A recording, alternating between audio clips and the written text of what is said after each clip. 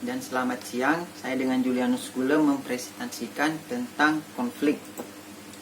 Dalam pembahasan ini, saya mengambil pembahasan tentang konflik dalam suatu organisasi.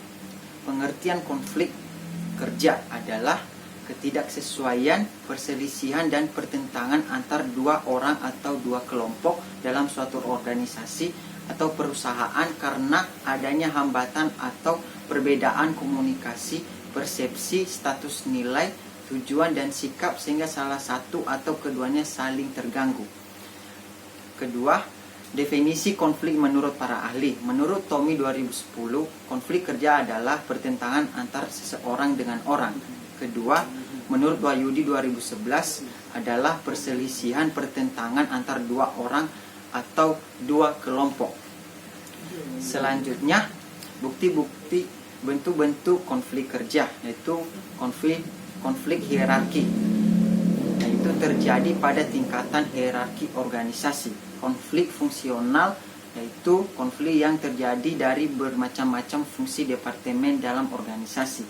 Ketiga, konflik staf dengan kepala unit, yaitu yang terjadi antara pimpinan unit dengan stafnya, terutama staf yang berhubungan dengan wewenang atau otoritas kerja.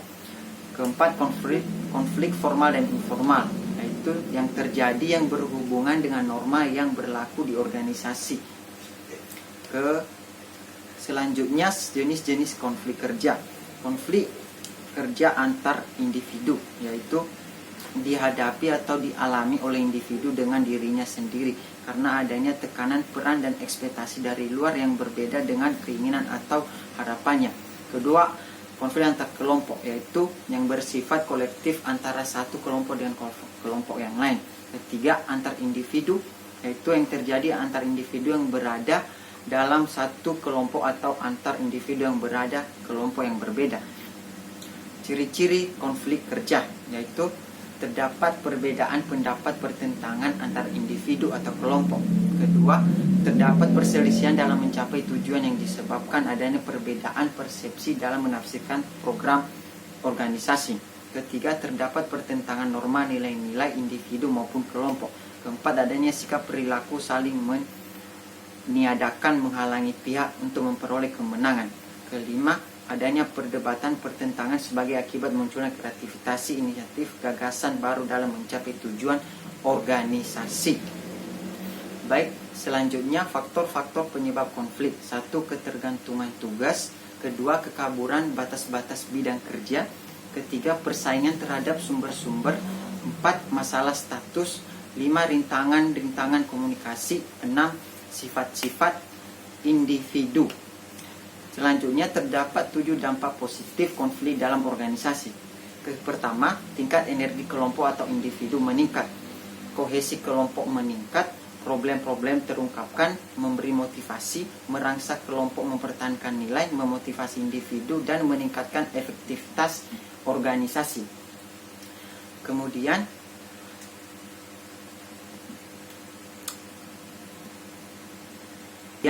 dampak negatif konflik dalam perusahaan. 1. Meningkatkan jumlah absensi. 2. Banyak karyawan yang mengeluh. Ketiga, banyak karyawan yang sakit-sakitan. Keempat, seringnya karyawan melakukan mekanisme pertahanan diri. Kelima, meningkatkan kecenderungan karyawan untuk keluar masuk. Selanjutnya, konflik dapat merusak lingkungan kerja. Pertama, kehilangan karyawan yang berharga yang mempunyai keahlian teknis. Kedua, mengubah atau menahan informasi-informasi yang dibutuhkan rekan-rekan sepekerjaan. Ketiga, keputusan yang buruk yang diambil oleh perseorangan atau tim. Keempat, kemungkinan besar sabotase terhadap peralatan atau pekerjaan.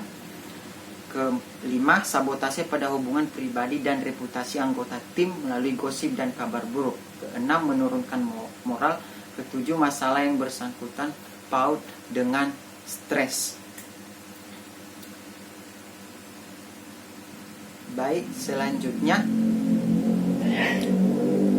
metode penyelesaian konflik kerja. Konflik apabila dapat dikelola dengan baik dapat menjadi kekuatan untuk mendatangkan perubahan dan kemajuan dalam organisasi. Metode ini dibagi dua, yaitu metode stimulasi konflik. Itu digunakan untuk menimbulkan rangsangan anggota karena anggota pasif yang disebabkan oleh situasi di mana konflik terlalu rendah. B. Metode pengurangan konflik, yaitu mengurangi antagonisme permusuhan yang ditimbulkan oleh konfliknya.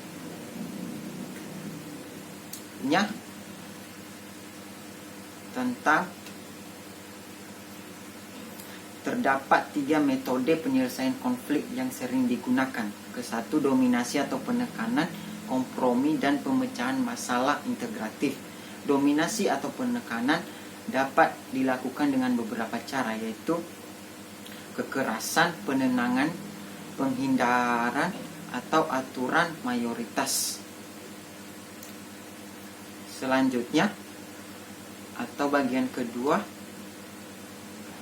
tentang kompromi.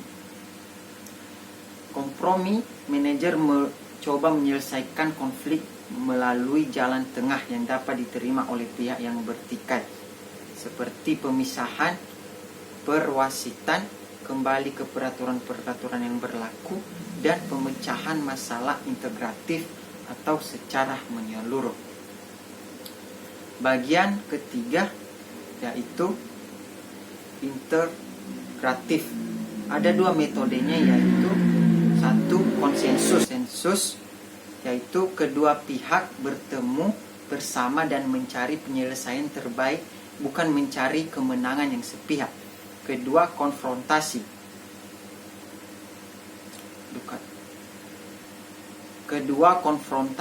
Yaitu kedua pihak menyatakan pendapatnya dengan langsung satu sama lain. Baik, kita masuk bagian kesimpulan. Konflik adalah perilaku individu yang dapat menimpa siapapun dalam organisasi.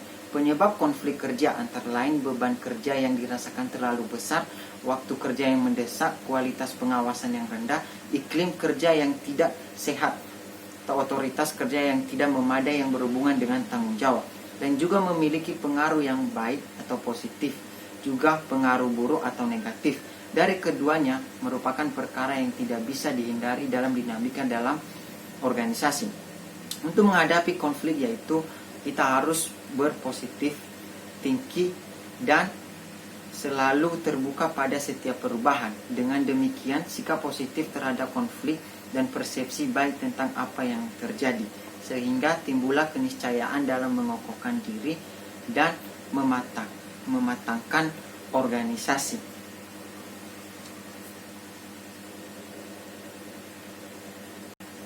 Atau bagian terakhir, demikianlah presentasi saya. Sebelumnya saya mohon maaf jika masih banyak kekurangan. Atas perhatian saya ucapkan terima kasih.